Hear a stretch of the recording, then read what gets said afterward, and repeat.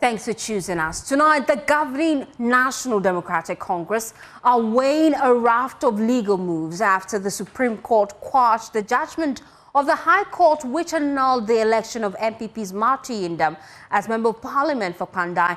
This morning, the Apex Court, in a 4-1 majority decision, restored MPP's Nyindam as Member of Parliament for Kpandai. But the NDC say they are seriously aggrieved with the decision of the court. Kweku Asante of our Legal Affairs Desk was in court for us today. He filed this report.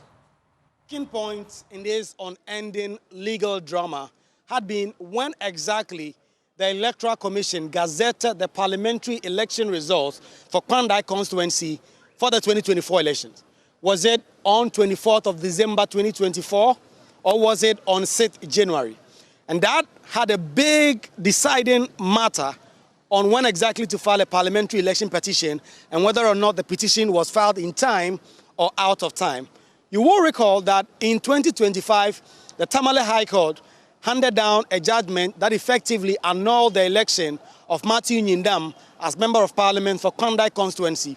The New Patriotic Party immediately rushed to the Supreme Court seeking a quashing order to quash that judgment because, according to Nyindam and his lawyers, the election petition was filed out of time, the 21-day statutory period within which to file a parliamentary election petition. And that is why they came to the Supreme Court. Ultimately, the Supreme Court has now handed down its judgment. 4-1, Justice Gabriel Scott Poorman, the presiding judge dissenting, which has quashed the judgment of the Tamale High Court in this matter, which now restores Nyindam as the Member of Parliament for Kpandai. The NDC are not very happy about this. They are considering their option, including a review, but they are also calling out what they say is the hypocrisy of the New Patriotic Party. This is not the end. This matter is not the end. The ruling of the court will be filed according to the court's own decision by the 6th of February. When we obtain the ruling, and that's the certified true copy, and we study it, we advise ourselves. There's a review option. So this matter is not ended. It's not ended. The NPP, however, say this was to be expected because the judgment of the High Court was patently wrong. Gary Nimakumafo was one of the lawyers for Nyindam in this matter. That the Supreme Court has spoken emphatically that the decision of the Tamale High Court was made without jurisdiction, and so the court has quashed it and is hereby quashed.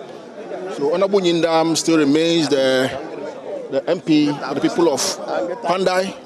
So we call it still maintained. You come to court and you have 4-1 decision, you can come up review. Review, they will add 2.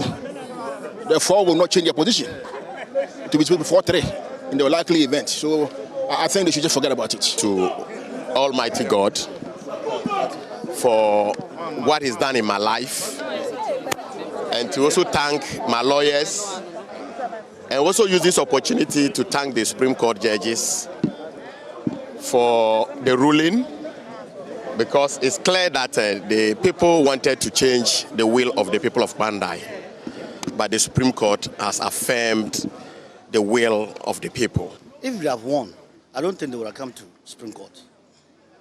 But they waited. The case was done. They lost. They had to go and pick another case that there was another 24th Gazette. So I have nothing to say. I thank God, thank my supporters, the people of Kpandai. They all know that we have fought a good fight. Next week, Tuesday, 3rd February, Parliament will be resuming for the first meeting of this year. Nyindam will be there taking his rightful seat as a Member of Parliament of the Supreme Court in this 4-1 decision restored his membership of the legislature. Reporting for JoyNews, Kweku Asante, Supreme Court, Accra. Well, let's shift our attention now to the New Patriotic Party. 3 days to go for the delegates to go to the polls, and the contest has taken a different tone. Science versus prophecy, data against divine inspiration. It is Bawumia versus Kennedy Agyapong in the race to lead the New Patriotic Party. On the side of the numbers is Global Info Analytics. Its executive director, Musa Dankwa, says months of polling shows Dr. Mahmoud Bawumia is on course to win the primaries, but the prophets disagree.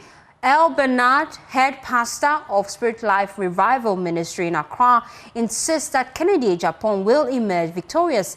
In 3 days, delegates will decide and determine whether the data or the prophecy proves right. But let's listen to Musa Dankwa, who is risking it all, including his reputation, that Dr. Mahmoud Bawumia will win the upcoming flag bearership race. He spoke to Obi Bonsu on Asempa. We have tracked this poll for 5 good months. Obi. In way no trend, no? The trend is there. The trend doesn't lie. And the trend is so current. We have done the work. We've interviewed, look, in the last month alone, we interviewed 10,000. Yes. In the previous month, no. At least 2,500 or 3,000 so who did come on? We have spoken to people randomly. And this is the voice of the people. And we say, well, it's the voice of God. Obi, yes. Where is science? Yes. Look, anywhere else in the world, they don't fight the polls. Obi will say the polls are done credibly with the right methodology and approach. Well, let's now listen to Prophet Bernard El Bernard, who maintains his prophecy is undeniable and indeed the will of God. In that book, one of the chapters talks about Kennedy Agyapong, the shock to the system, and the flag bearer NPP never expected. That is chapter 6 of that book. Okay.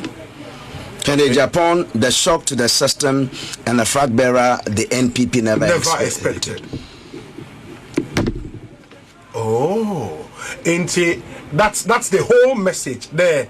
Obia Jenbe and the no Baba boom and Ken will come. Ken Waba.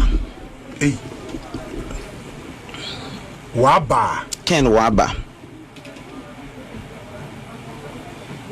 And you are putting 27 years of prophetic ministry on the line. I'm putting 27 years of hearing and seeing, 18 years of pastoring the church in Accra on the line.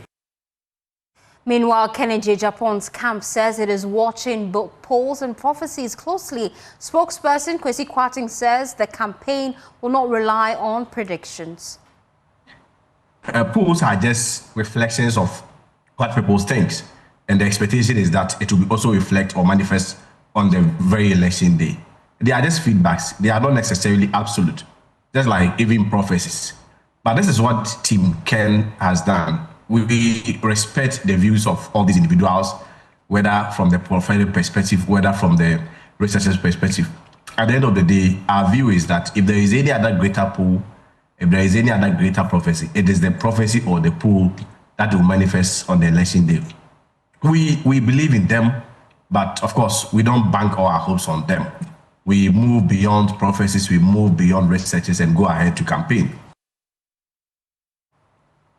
Well, let's head now to Kumasi, where some residents in the area are tipping former Vice President Dr. Mahmoud Bawumia and former Assin Central MP Kennedy Agyapong as front-runners in the presidential primary of the New Patriotic Party scheduled for Saturday.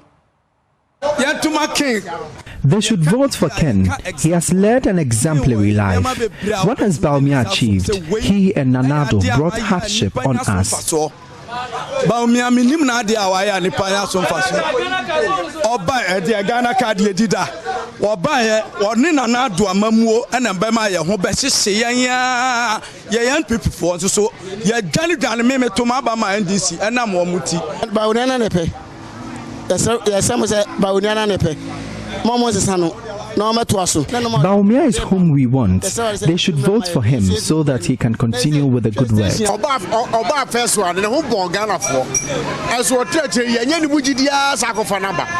Bawumia wasn't a favorite before, but he came to lead us well. Bawumia deserves to be back to lead the party. He has been in government before and he knows the country's problems.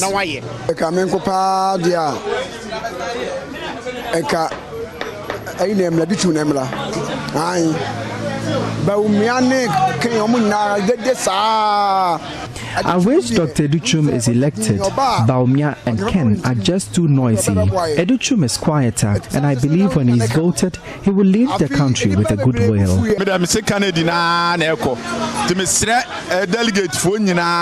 Kennedy is who we want. I am pleading with the delegates to vote for him on Saturday.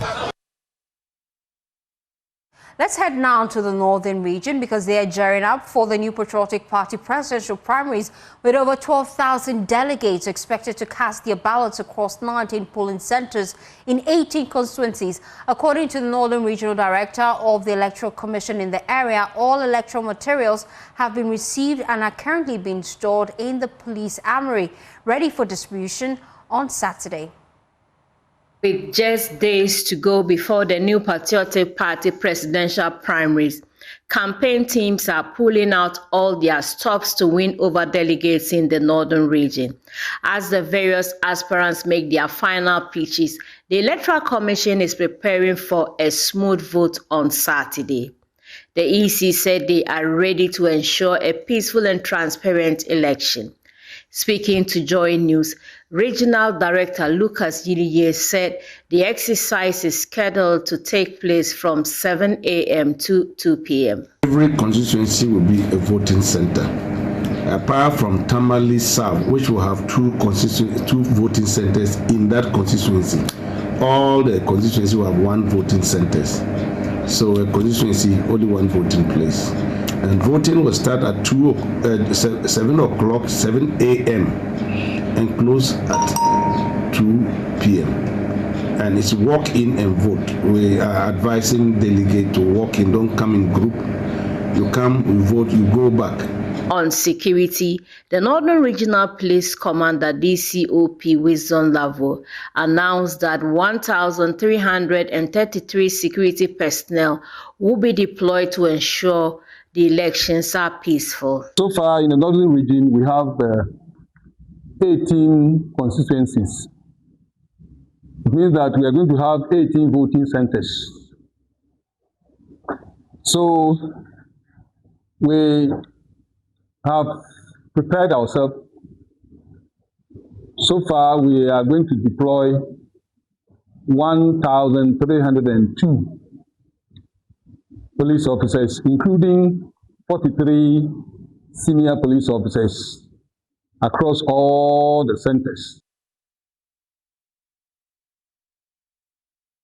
Away from politics, the Ghana Journalists Association has issued a strong warning to the Ghana National Fire Service to make public within 14 days the investigative findings that led to the interdiction of officers involved in the attack of a Class FM journalist in the central region. During a press conference in Accra, the association says failure to comply with this position will attract a media blacklist and possible civil legal action. The following report has more.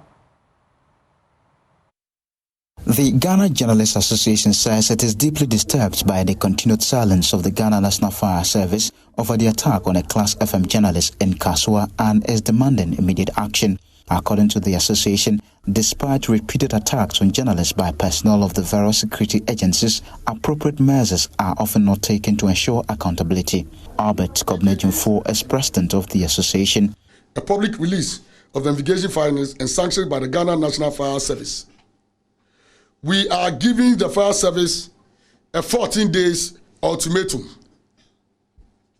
We are giving the fire service a 14-day ultimatum to act on this request, failing which will take drastic measures against them, including and not limited to blacklisting. He also called for an immediate investigation into the alleged attack on a TV3 reporter in the Northeast region, describing the incident as unfortunate and unjustified. So if the military was doing something right, was lawfully exercising their powers, why would they seize his phone after subjecting him to inhuman attack?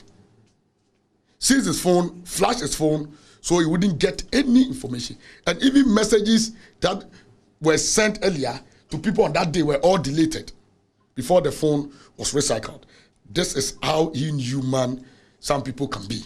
The GGA president further disclosed that the association has petitioned the Inspector General of Police to take action against individuals threatening journalists covering the Boko conflict and calling Joy News journalist Albert Sori on social media. The National Executive has formally, and I want to state here, we have formally petitioned the Inspector General of Police, IGP, on threat against journalists in the Upper East region for its intervention and immediate action. Mr. Jumfo added that in the light of the increasing attacks on journalists, President Mahama should honor his earlier commitment to convene a meeting between the GGA and heads of the security agencies to address the situation. Quite recently, the President of the Republic of Ghana, His Excellency John Dramani Mahama, promised to arrange a meeting with the security chiefs, that's security couples. Mr. President, our distinguished member, a proud member of the GGA, this is the right time for that important meeting.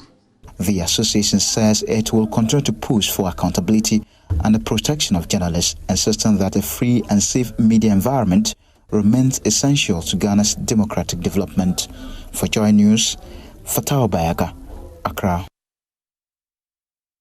A fire outbreak has ripped through the girls' dormitory at the Northern School of Business Senior High School, destroying belongings including books, mattresses and uniforms. This latest incident follows a 2025 rainstorm that damaged the same building, displacing 900 girls and destroying their belongings.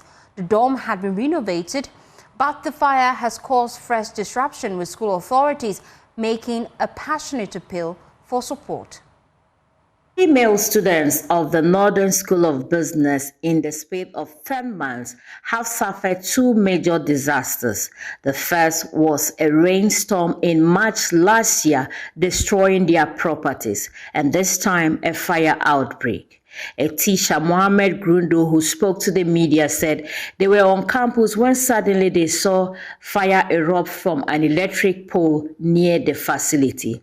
He narrated how the incident occurred. I was with students here when they saw a cat in our main line. So they reported to me. So when I looked at, I saw flames come from the main pool. So I told the students to go and remove the cat off from the Home Economics Department. Then all of a sudden, when I turned and also looked at the female dormitory, I saw that there were flames coming out. So we stopped and then went to the back of the dormitory where the main switch is. Then we removed the cutoff, and then everything started seriously. A student who lost everything said she's devastated. I stay in one of the bench rooms up there, and some of us were even fasting. We were sitting in class learning when our colleagues who came out to free themselves rushed to the class, and then they told us that our dormitories are on fire. So we all rushed. The time we came, it was too late, because it is too late. Everything of ours have been burnt. Clothes, food, shop boxes, everything, even the books. And we are final year students preparing to write our end of year examination, which is WASI. And now we are stranded. We don't have anywhere to sleep. We don't have food to eat. Nothing, no books to learn. Public Relations Officer of the Ghana Fire Service, Baba Hudu, said it was too early to tell the cause of the fire. So we will not preempt. We will leave it for now. Whilst we are fighting the fire, investigation is also underway. And so at the appropriate time, we will confirm the cause of the fire. The Northern Regional Minister, Adolf John Ali, who has visited the school, said the good news is that no single student was hurt. The good news is that not even a single student was in the dormitory as at that time. And so in the midst of all this sad period, we still have to say a very big thank you to God, because none of our students was in the dormitory or hurt in any way. He said the about 900 bed capacity facility has totally been burnt. Though the fire service officials got here. Unfortunately, at the time they could get here, the fire had gutted the whole dormitory, everything, every property of every student within this dormitory capacity of 900 students has been burned down totally. Totally. It's a female dormitory. All the properties, including the beds, you can see for yourself. They have not been able to remove anything. The Northern Regional Minister said they have had to let some of the students who are gravely affected go home for a week. Only thing that we can do at this critical moment is to let the second years go home. We are giving them 1 week break. 1 week break. We are also saying that the students who are seriously affected should also go home. We should use this 1 week break. We believe that guidance, they will get some guidance and counseling people because we know they are traumatized. Away from that, the National Disaster Management Organization has suspended a demolition exercise in the Ladade-Kotopon municipality of the Greater Accra region. NADMO has for 3 days been demolishing structures, including uncompleted buildings on the Kpeshi Lagoon and its buffers to prevent floods during the rainy season. But for those affected, the buildings were not just mere structures. There were homes that have been reduced to rubble. My colleague Gemma Pia has more in the following report.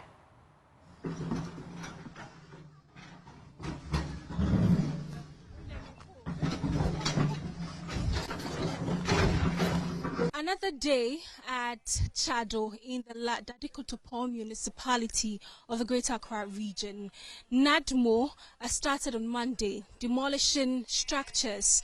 First, along the things outside, you can see a gas cylinder, buckets, clothes, a number of things. Their belongings are outside. They don't have any home. Right behind me is now what I can call debris. The structure has been taken down, and I'm here with the owner of the structure. He's going to tell us how NADMO came here this morning to demolish his home. Thank you for joining me. Did NADMO tell you that they are coming to break down your building? No, they did not give us even a letter that maybe they are coming to break here. What happened was that I was at work side when somebody called me that they came to do announcement, 3 days announcement. And for instance, giving me a notice on 3 days, how am I going to pack out from my building and where am I going to find somewhere and be there? Because I'm here with my wife and my daughter. So let me speak to another resident. So you were living here? That's my brother, my junior brother. We are living here for so much, almost 17 to 18 years now. You understand? This old building, and normally they are targeting, they say what? When the marking that they are doing, they say with the old building, they don't hold. Demolish the old building. You know, see, if you look to the other side, they demolish it to some end, then they leave it. I don't know whether the people there is selecting something they are doing. Now look at the whole area. You understand? There's no flood. We are even contributing to create the area well. So I don't know where this thing is coming from. Janet, what happened this morning? Please, when I wake up and my daddy told me that the car was come to break our house. So what did you do when your dad told you that? I panicked. And what did you do? Did you leave the house? Yes. To where? My grandma's place.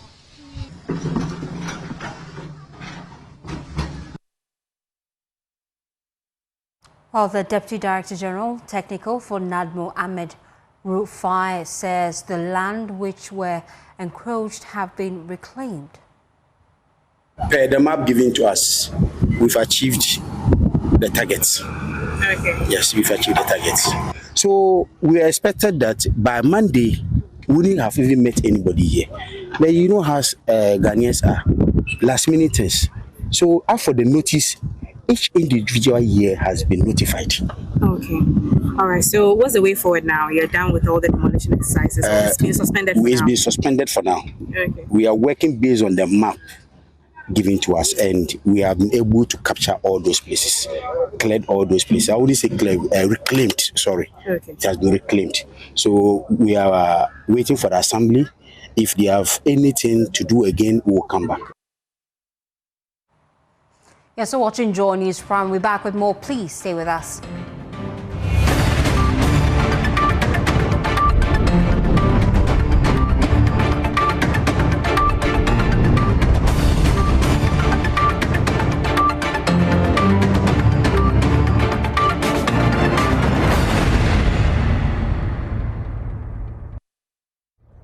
Thanks for staying with us here on JoyNews Prime.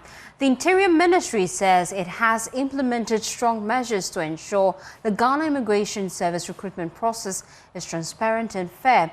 The Interior Minister revealed this during a visit to the Christ the King Screening Center here in Accra, highlighting a dedicated email address for reporting any recruitment-related fraud. My colleague Mamavi Sefa-Kote was at the screening exercise. She filed this report.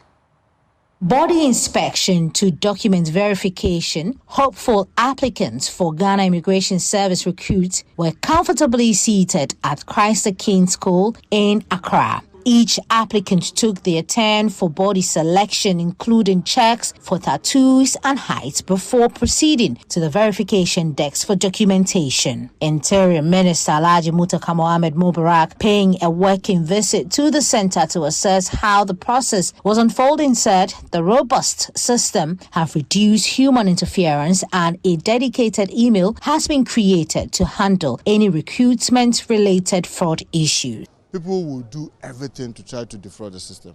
We have created an email system that will help people to report fraud, and it is recruitment@mint@gov.gh. Is to enable you report fraud. When you see anything, let us know. When this thing started, some few guys did it. We arrested them, and it has gone quiet. But we don't know. They may go another way, try to lure the applicants. We want to appeal to the applicant. One of the things that we are assuring them is that even if you don't get, you'll be satisfied that the process was fair, except that you didn't get.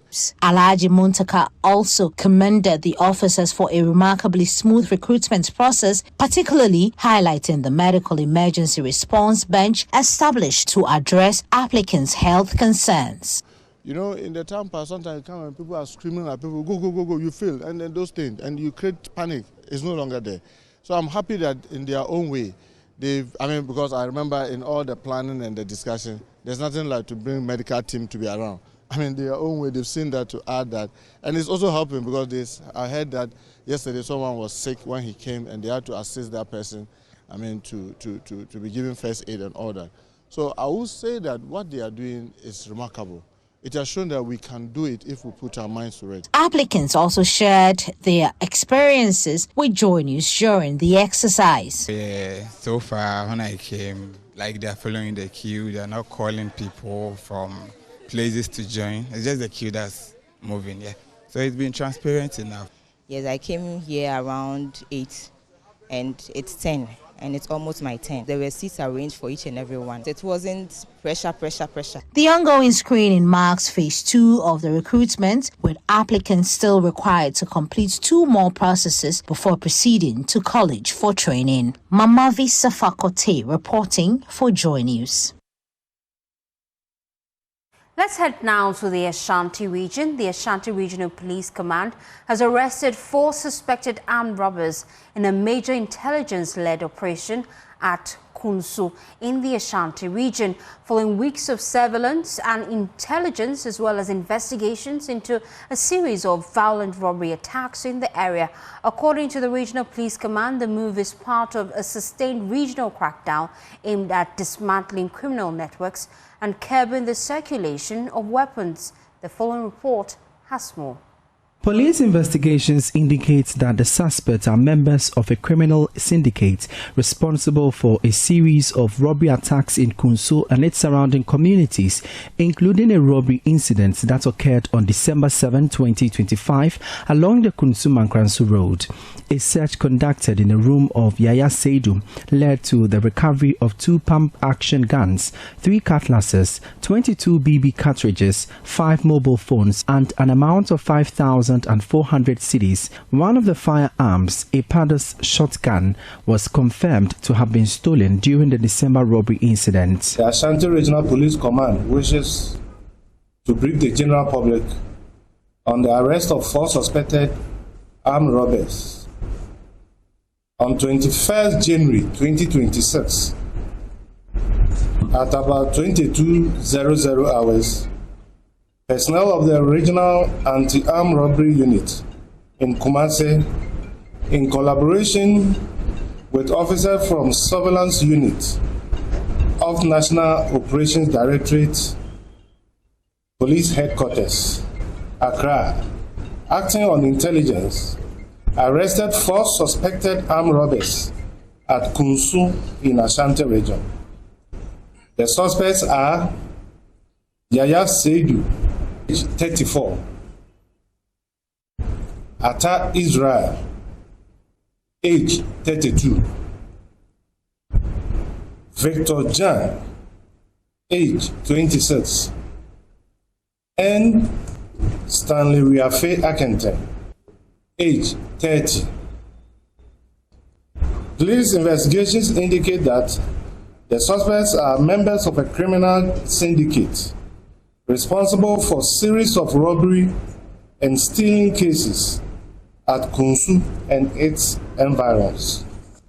A search conducted in the room of suspect Yaya Seidu, alias Diamond, at Kunsu led to the retrieval of the following exhibits: 2 pump action guns, namely 1 Pados shotgun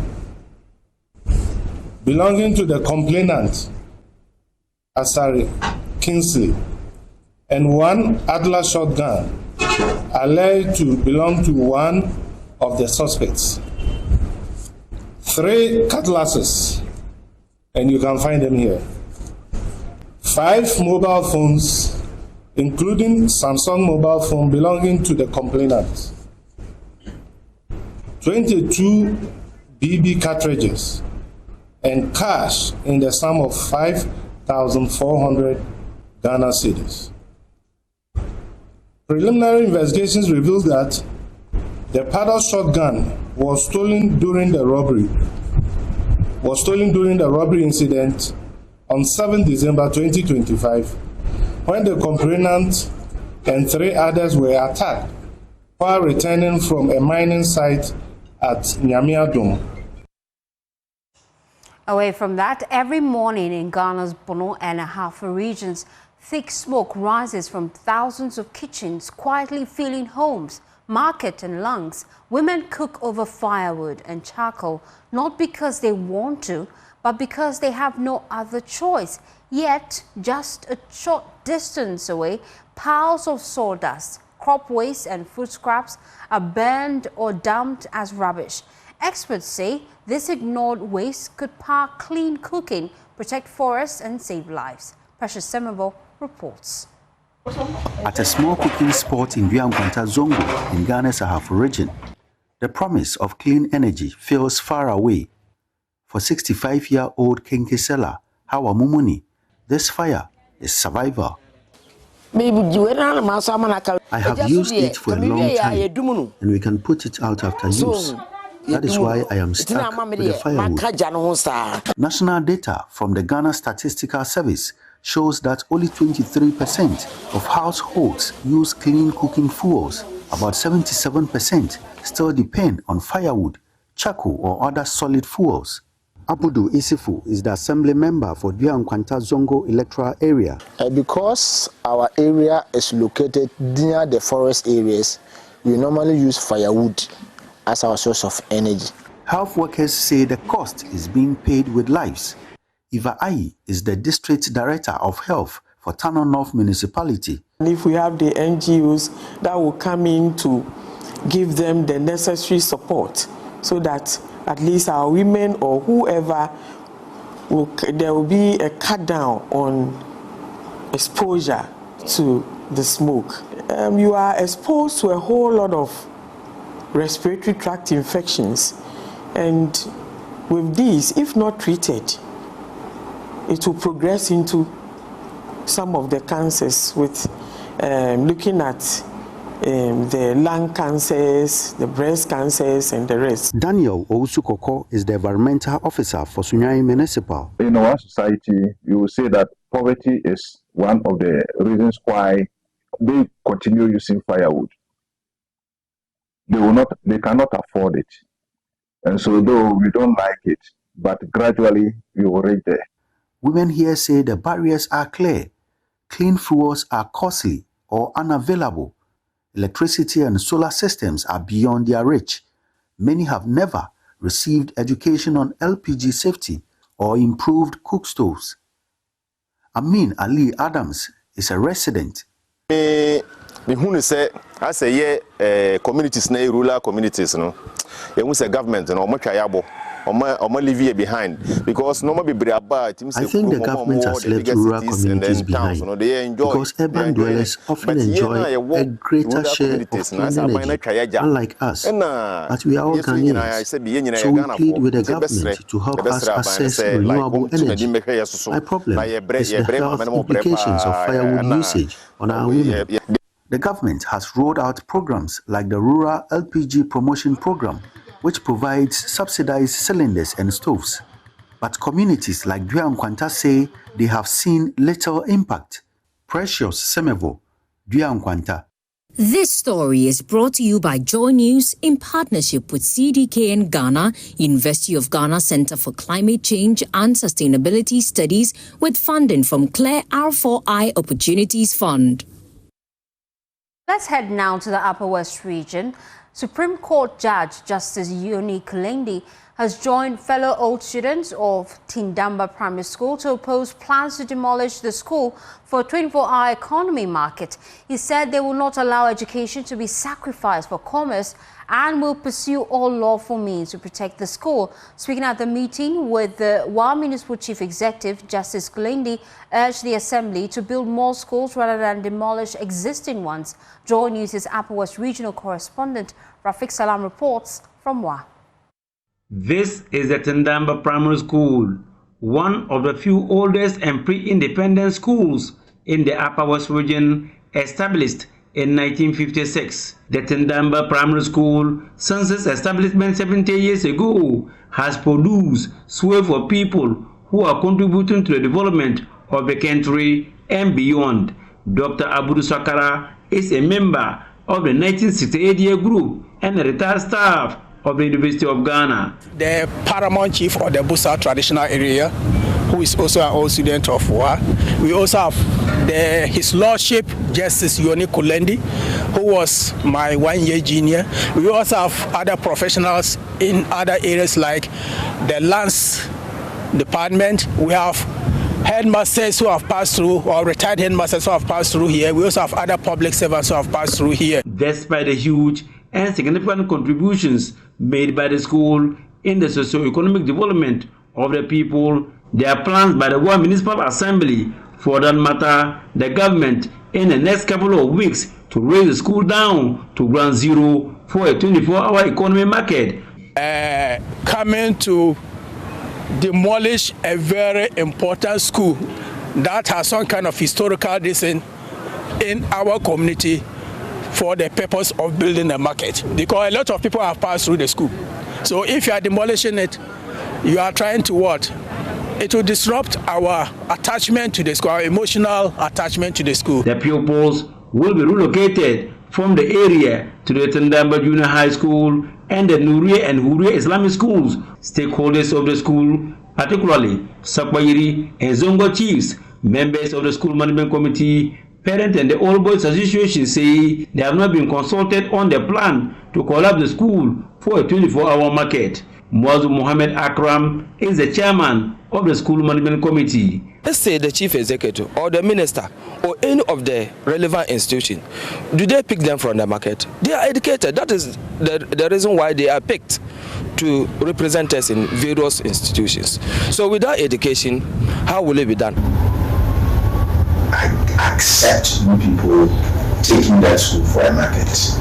We will not, with all due respect. We will give you the hardest fight of your life, and we will use every lawful means to resist any plan to turn that school into a market. It's not going to happen. We'll take it left, right, center, and fight it with every lawful and legitimate tactic that is permissible. Reporting for JoyNews, Rafik Salam. Wow.